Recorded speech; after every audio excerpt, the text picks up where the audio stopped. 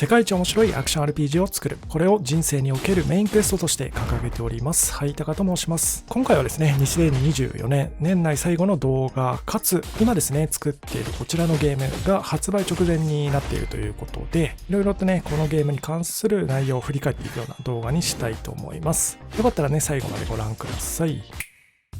じゃあまず早速なんですけど、このゲームを作り始めたきっかけですね。2021年の3月に講談社のゲームクリエイターズラボという企画の第1期生としてね、このゲーム選んでいただくことができました。これはですね、年間1000万支援するので、好きなゲームね、面白いゲーム作ってくださいっていう感じの企画になってまして、めちゃくちゃね、制作者側からしたら条件良すぎてもう目ん玉飛び出るぐらいの神企画なんですけど、それのね、第1期生に選んでいただくことができたので、この2021年3月から本格的にこちらのゲームを作っていくことになりました。その時点でね、もう制作期間の方は1年とか1年半ぐらい多分作ってたと思うんですけど、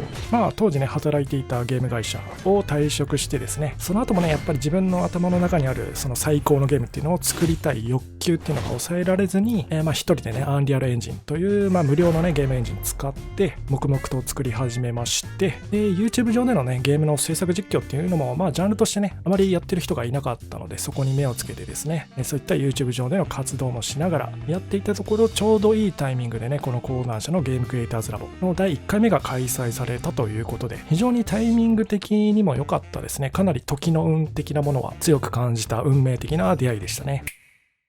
それからですね、あれよあれよという間に2年間が経過します。この2年という数字は僕と講談社の間でね、結んでいた契約の終了期間に当たります。そして予定通りですね、2023年の3月に戦闘体験版のリリースを行いました。当時のですね、僕たち開発チームと講談社の立てていた道筋としてはですね、この戦闘体験版の後にクラウドファンディングをスタートさせてですね、さらに資金の獲得を行って、開発チームの規模を大きくして、よりね、続きの部分を実装していこうというふうに考えていたんですが、残念ながらですね、そこまでうまくいくことはありませんでした。この戦闘体験版がですね、ユーザーの皆さんからの評価がめちゃくちゃ低くてですね、もちろんですね、クラファンの方にも予定していたようなね、額の金額は集まることはなく、結果としてプロジェクトを一旦畳むというね、最悪の結果を迎えてしまいます。この失敗の原因としては、やはりオンラインでの対戦プレイというのを見据えすぎていたというのが一つ挙げられるかなと思います。これは当時ね、上げていた動画なんですけど、僕、ハイタカとですね、開発メンバーのプログラマーの三凪さんと2人でね、対マンでバトってる動画なんかを上げたりしてるんですけど、こんな感じでね、実はネットワーク上でのオンライン対戦プレイっていうものも並行してね、実装していました。そこにね、開発リソースを結構多く取ってしまったので、シングルプレイとしてのね、対エネミー戦といったところの出来がやはりね、少しクオリティが下がってしまったっていうのがあるかなと思います。この戦闘体験版に出てくる敵たちっていわば格ゲーの CPU 戦みたいな感じなんですよね。プレイヤーと全く同じルールシステムで動かしていて、敵ができることはプレイヤーもできるし、プレイヤーができることは敵もできるといった感じで、同系統のゲームエルデンリングなんかで例えると、赤色の侵入霊っているじゃないですか。プレイヤーと同じタイプのね、人型の敵で、プレイヤーと同じね、装備や魔法を使ってくる、NPC キャラなんて呼ばれたりする敵たちですよね。あいつらとの戦いってどうしてもちょっとね、面白くなくなりがちなんですよね。やっぱりエルデンリングの花っていうと、マルギットとかゴドリックとかラダン、それからマレニアとかね、ああいったプレイヤーとは全く違うルールシステムで動いている、もうね、敵として存在するために一から作られたちゃんとしたエネミーたちとのバトルっていうのがやっぱり一番面白いじゃないですか。もちろんね、パラメータもプレイヤーと全然違いますよ。体力はプレイヤーよりめちゃくちゃ多いし、魔法とかもね、際限なく撃てる。で、常時ね、スーパーアーマーがついてたりとか、あとそもそも体がめっちゃでかかったりしますよね。その大きな体から繰り出される圧倒的なリーチだったり、プレイヤーができないような跳躍をしたりとか、そういったですね、やはり戦ってて面白いエネミーたちって、プレイヤーとは全く違うルールで動いているからこそ、戦ってて面白いっていうね、一面があると思うんですよね。そういった魅力あふれる敵たちっていうのがですね、この戦闘体験版には一体も存在せずですね、全てがプレイヤーと同じ NPC タイプの敵。言うなれば格ゲーの対 CPU 戦を永遠とやらされるような感じ。こういったキャラとかってどうしても強くしようとするとね、プレイヤー側の行動を見てからジャストパリしたりとか、投げを見てから投げ抜けしてきたり、こっちがジャンプすると絶対完璧に対抗してきたりとか、インパクト返しもめちゃくちゃ精度高いし、なんならシミには絶対引っかかりませんみたいな、どうしても理不尽な強さになったりしがちですよね。そういったところも相まって、やはりこの戦闘体験版、いくらね体験版といえど一本のゲームとして見た時のその体験から得られる面白さっていうのがあまりにも低すぎた、そんなゲームになってしまっていたかなと思います。これはひとえにオンラインでの対戦プレイっていうのを見据えすぎていたからということに他はなりませんよね。あともう一つですね、失敗の大きな原因挙げるとすれば、難しすぎたっていうところになってくるかなと思います。プレイ時間の想定がですね、だいたい30分から1時間程度っていう風に想定していたんですが、多くのプレイヤーの方がですねそれ以上かかってしまったりとか、あとそもそもねちょっと難しすぎて途中でやめてしまうっていう方もかなり多かったですね。僕の理想とする戦闘システムみたいなものをちょっと詰め込みすぎちゃったんですよね。さらに体験版なのでちょっとボリュームが少なすぎてね、要求されるような操作難度にプレイヤーの方が追いつけないというかね、本来そういった高難度なことを要求するのであれば、もっとね長くチュートリアルとか、そもそもゲーム全体のボリュームっていうのを増やして徐々に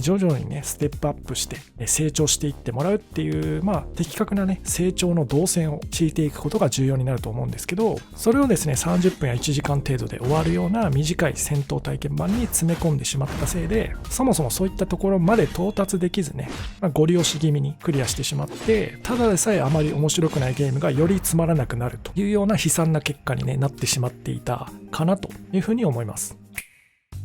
さあそんな大きな失敗を経てですね、いろいろと改善すべき点などもね分かってきたので、新しくねもう一本ゲームを作り始めることになります。この際ですね、講談社からも、担当編集をね継続してつけてもらったりだとか、テストプレイに協力していただいたりとか、そしてあとは販売の時ですね、パブリッシングの方面での協力をしてくれたりとか、そういった関係性は継続していただけることになりました。ということで2023年の5月から新たに新生千罰と銘打ってですね、一からゲームを作り直していくことになります。この際ですね、元の旧戦闘体験版の方をアップデートで改善していく形ではなくて、一からね作り直すことにしました。というのもですね、戦闘システムの大元からね結構いじくって、もっとねシンプルなシステムに改善していったりだとか、あとネットワーク関連ですね、オンラインプレイっていうところは今回は全く考えずにですね、完全に切ってしまってシングルプレイに特化して作っていこうという風な方針にね大きく転換がありましたので、旧バージョンからのアップデートっていう形ではなくですね、新たに一から作り直していくという形になりました。新生千罰の開発スタートです。ここで一旦未来の話をねちょっとだけ挟もうかなと思うんですけど、僕ハイタカがですねいつも動画の冒頭で言っている世界一面白いアクション RPG を作る、これを人生のメインクエストに掲げておりますという言葉なんですが、そのね世界一面白いアクション RPG ゲーム、完成するのがね10年後20年後はたまた30年後になるのかちょっとわからないですけれども、そのメインクエストのねクリア条件を達成しうるゲームとは一体どんなものなのかっていうところをね改めてちょっと軽くね振り返っておきたいと思います。そのゲームっていうのはね、まずシングルプレイストーリーモードの部分ですねが軸としてありますよと。そのゲームプレイの内容としては、既存のゲームでいうとねエルデンリングだったりゴッド・オブ・ウォー、あるいはゴースト・オブ・ツシマあたりのゲームプレイが近いかなと思います。もう骨太と言いますかね、ど真ん中ストレートまっすぐみたいな、こういった先人たちを純粋にねクオリティで上回っていくというのがこのストーリーモードシングルプレイモードでの目標となっています。でそこにプラスでですね、さっきからよく言っているように、僕自身ねオンラインでの対人戦っていうのが非常に好きなので、それこそ格闘ゲームのようなね奥の深い対戦モード、ランクマッチなんかがねついてくるっていうのが2つ目の特徴となります。もっと言うとその先ね e スポーツの分野とかにつながってるといいですよね。ちゃんとした大きな公式大会、高額な賞金なんかを手に入れられる可能性のある e スポーツの分野へ、最初の1本目の柱ストーリーモードで自分がね育ててきた愛着の湧いたオリジナルビルドのキャラクターでそのまま挑んでいけると、このシームレスなつながり方がいいですよね。ストーリーモードと対戦モード、それぞれが複雑にかつ密接に絡み合うことによって生み出されるね新たなゲームプレイ感っていうのがそこにはね待っていると思います。構想としては対戦モードの部分は無料でのリリース、そしてストーリーモードの方を有料での販売っていう風に考えています。なので対戦だけするんだったらね無料でプレイできますね。ただし自分で育て上げたオリジナルビルドの主人公公キャラで対戦がしたいとなってきた場合は、シングルプレイ、ストーリーモードの部分も購入していただく必要が出てくるという感じですね。そっちを購入していないプレイヤーの方々は、ゲーム側が用意したね、ユニークなキャラたち、ストーリーモードに登場するであろう味方陣営のキャラとか敵陣営のキャラの中から一つ選択してプレイしていくという感じになります。ということでね、僕の作りたいゲームはそんな2本の柱、ストーリーモードと対戦モードで成り立っているという話でした。で、これらの2本柱にはですね、もうすでに偉大なる先人たちがたくさんいますよね。例えばストーリーモードだったらエルデンリングとか、対戦モードだったらストリートファイター6とかね、っていう先輩方がね、いらっしゃるんですけど、なので、千葉独自のね、このゲーム独自の色が出てくるっていうのは、やっぱりかなり後の方なんですよね。その2つを巧みにね、融合させた時に初めてちょっとねこのゲームらしい色が出てくるというか、そんな感じのゲーム作りになってるんですよね。あえてねこのゲームの独自性をひねり出すとすると、例えば三人称視点のね肩越しのカメラで格闘ゲームチックなバトルができるという点なんかは結構珍しいとは思うんですけど、これもですね実は先人がいて、フォーオーナーっていうね UBI ソフトが作ったゲーム、現状もねアップデートされてるんですが、ちょっとね UBI が最近いろいろゴタゴタしてるのでね、続編とかの望みが結構薄かったりするんですけど、そういったね珍しいゲームプレイ感みたいなのはあったりするんですが、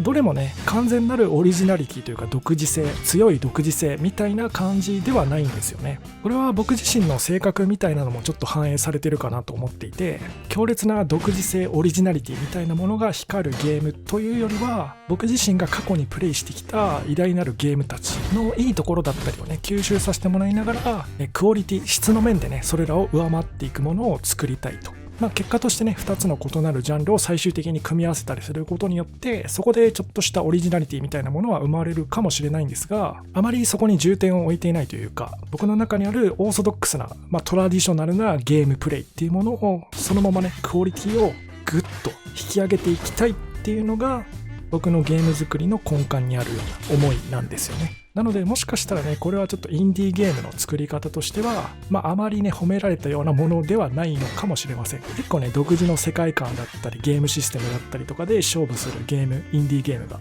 多いですよね。それとは結構ね逆行するような形になってしまうんですが、とはいえやっぱりね自分の本当に作りたいものを作っていくっていうのが最大のバフになると思ってますし、それこそ YouTube でね毎週世界一目指してるんだみたいなことをね熱弁してるのもある種の制約ですよね。こういったゲーム作りへの向き合い方がハイタカという人間のね能力を何段階もね大きく上昇させてくれてるんじゃないかなというふうに思いながら作ってますし、その実感もあります。そして何よりですね、やっぱり作り上げていく途中でどうしてもねオリジナリティっていうのは少しずつにじみ出してくるんですよね。今回はシングルプレイ、ストーリーモード部分にのみ特化したタイトルとしてこのゲームねもうすぐリリースすることになるんですけど、現状ねすでにベースとしてリスペクトさせていただいているエルデンリングだったりとか赤狼、それからフォーオーナーといったゲームたちとはまたねどれとも違うような手触り、プレイ感になってきていると思います。これはテストプレイしてくれてるねコーナー社さんとの共通の見解でもあるし、以前ね東京ゲームショウに出展させていただいた時もプレイヤーの皆さんからね多くそういった声をいただきました。三人称視点のね近接メインの剣撃バトル、いわゆるソウルライクと言われるジャンルに格闘ゲームだったりとかフォーオーナーの方向攻撃の要素といったものの中に、さらにハイタカ自身の好きなねケレン味のあるアクションっていうものをスパイスとしてね混ぜていって自信のあるゲームにねすることができました。これはこれで新しいプレイ感だなっていう風に必ず思ってもらえると思うので、その辺はご期待ください。といってもねもうすぐね体験版とか製品版、順次リリースしていきますので、特にね体験版なんかは無料でプレイすることができるので、ぜひね一度ご自身の手に取っていただいてじっくりね味わっていただければと思います。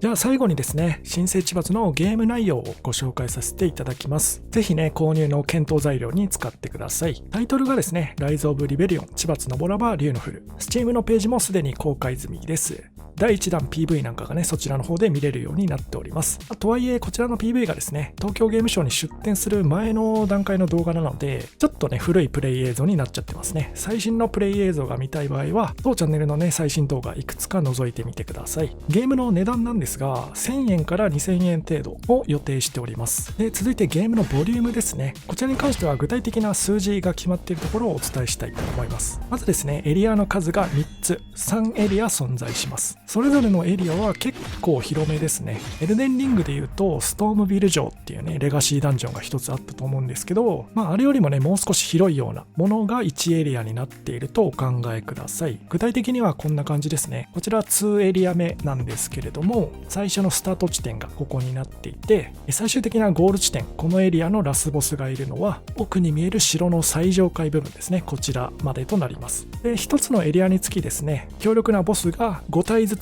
配置されています。なので探索もボス戦もね、しっかりと値段以上にはね、結構楽しんでいただけるようなボリューム感になっているんじゃないかなと思っております。発売時期なんですが、2025年の3月中を予定しております。これに関してはね、講談社さんにお任せしているところもあるので、おそらくね、直近に発売されるタイトルとの兼ね合いとかもあって、多少前後することはあるかもしれません。で、体験版に関してなんですけど、こちらもね、同じ Steam のページからリリースさせてもらうので、体験版ね、プレイしたい方は、ぜひね、ウィッシュリストに登録していただいて、お待ちいただけると、通知がいってね、わかりやすいかと思います。で、最後になりましたが、新生千罰のね、戦闘システムの部分ですね、ざっくりと紹介した動画用意してますので、ここまで見ていただいてね、興味強く持っていただけた方は、ぜひ最後までご覧ください。ちなみに過去動画で使ったことのある映像と音声なので、うちのチャンネルの常連さんはね、またこの映像かよって思うかもしれないんですが、2024年の締めとしてね、